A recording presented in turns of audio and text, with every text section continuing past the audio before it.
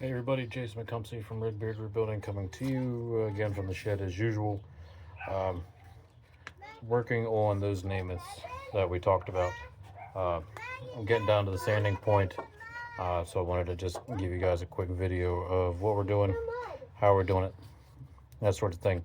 I took this sheet paper, it's technically off of a drum of some sort, and I got it. I don't remember where I got this from, but it used to be on a belt sander, I think, for some wood. It's still got some good grip in it, and it's nothing like killer. I didn't want something like 80 or 40 because I didn't want to dig it into it that hard. Um, but we're sanding it down to bare, so that way we see where we filled in all the spots that were low and that were the ones that were corroded away. I wanted to fill in all of those spots first and go from there. So that's what I'm going to do now. Make a quick video out of it because we're going to have to fast forward through all of that because it's nothing you guys want to watch me do. So here we go.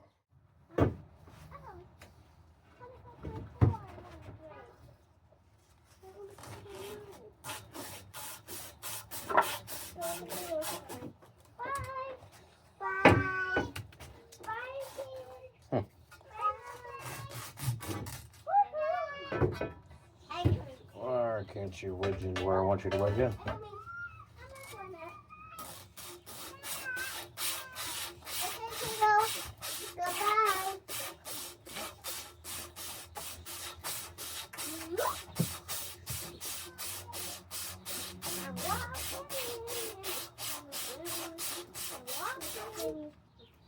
I broke down and I used power tools.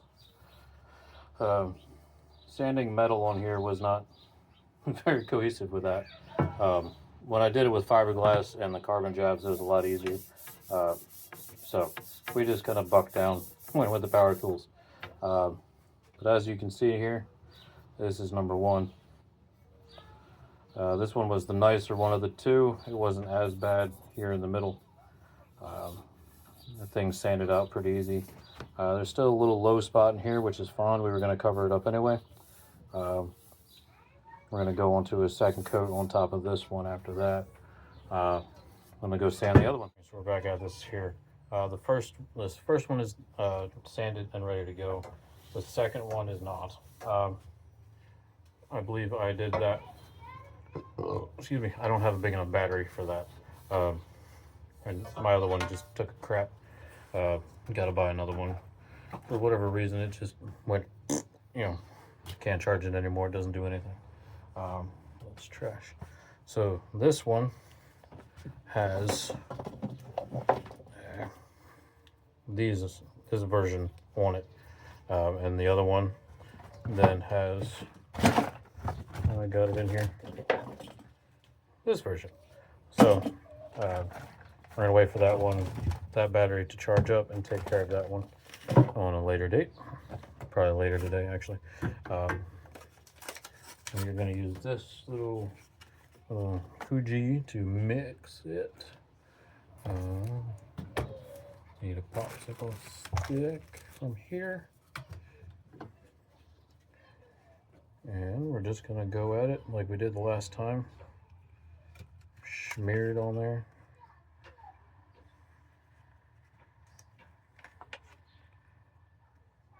Smear.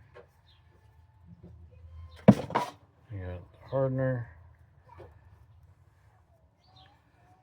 Excuse me, I know you can't see anything right now, but just putting everything into a little container.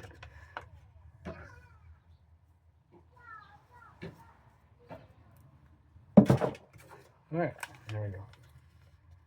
I'm just gonna do this.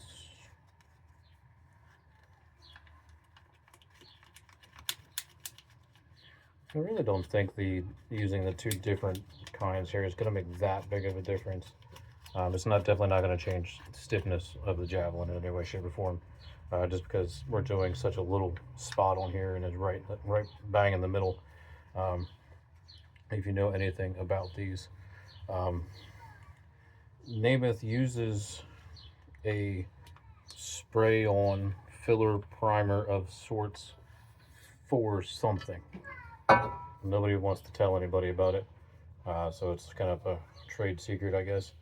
I don't know if it's because they need it to fill in any voids, or whatever they're doing with it.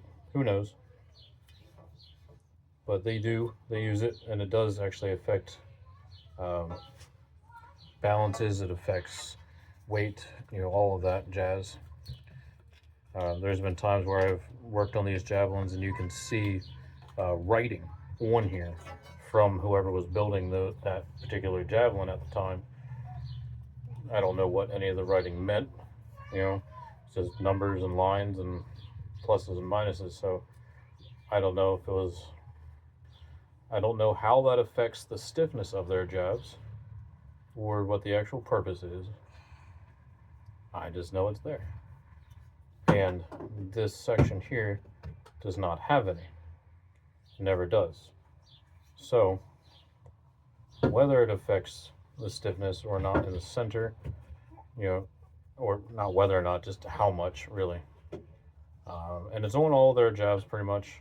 Every now and then I do get a javelin that doesn't have one, but it's not because one's better than the other. It's kind of all around, all across the board. But it is what it is. And I just know there's none here in the middle. We're going to try. Hold on. Get some of this over here. I'm going to try and make a nice smooth spot across this whole thing here. So that way it's less sanding. And everything's as flush as it can be. And it does not affect anything. We're still going to sand it. We're just not going to go as hard on the sanding. So I want it to be there to, make sure everything's going to hold, not fall apart.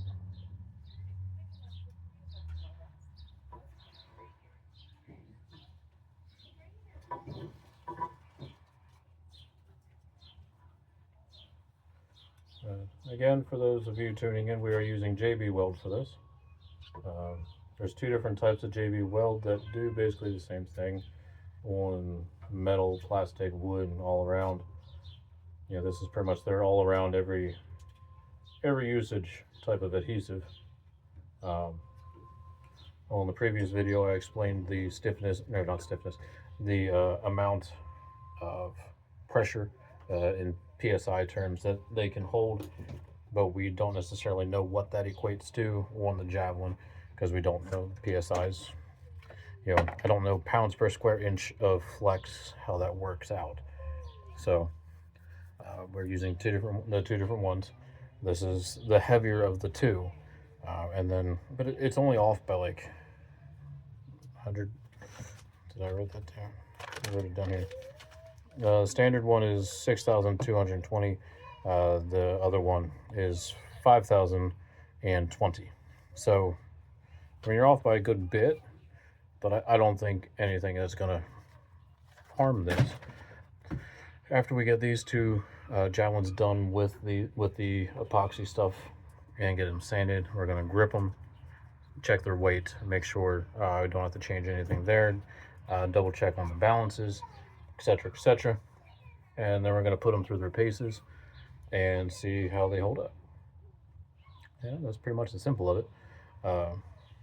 Like I said, the battery died on the drill because I need a bigger one, so can't finish this one. But this one will be ready to go.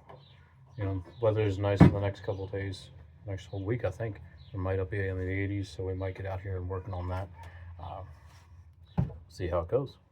So stay safe, throw far, take care of yourselves, take care of each other, and please take care of your javelins.